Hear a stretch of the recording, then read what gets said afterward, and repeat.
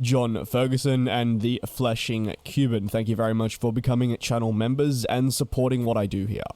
Yesterday I covered developments, as you may recall, at London Heathrow, and that was concerning Emirates, discussing how the Dubai-based airline rejected the requests from Heathrow to cut capacity on services. Now, well, the focus moves to over at Lufthansa. Similar to a recently discussed KLM, frustrating and sad news emerges involving the scrapping of flights. Now, this is due to the continued woes in the European scene when it comes to shortages and much more. Trying to upkeep operations at a sustainable or suitable level, should I say, has been most definitely horrific. Now, Lufthansa will cut 2,000 flights until the end of the following month, which is August at the time of recording and releasing, and this is to help cope and bring stability, which is, you could say, to their operations. The report by Bloomberg indicates that domestic routing will be primarily affected, with departing flights from either Munich and or Frankfurt being significantly hit. However, keeping international service was and is of paramount importance, and it's therefore noted that these specific services should be spared in terms of the cuts.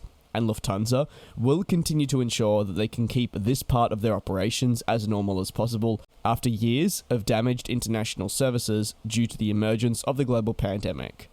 Staffing shortages are continuing to hurt airlines around the world, and like I've said many times, if first it was the pandemic, well, then it was the Ukraine and Russian conflict, then it was the higher fuel prices, and it's now staff shortages, leading to complete and utter disarray at airlines and airports around the world, and throwing a lot of people's travel, holiday, or business plans into the bin.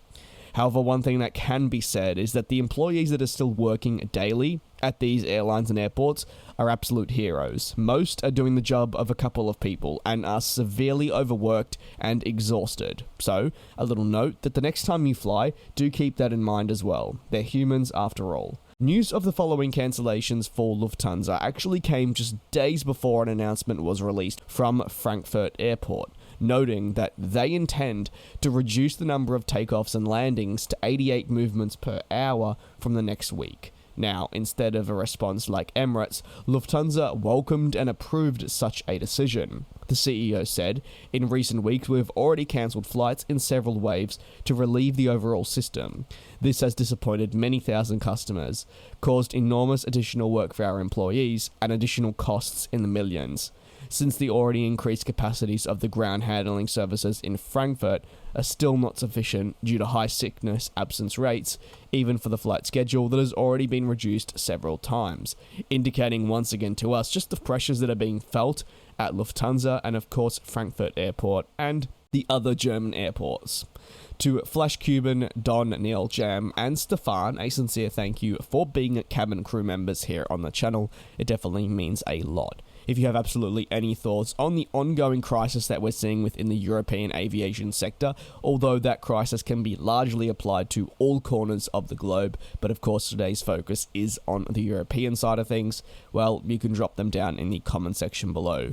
This will be the last video for the weekend, and therefore the next time you see me, we'll be jumping right into the 2022 Farnborough Air Show, so keep those post notifications turned on for all breaking news over the week.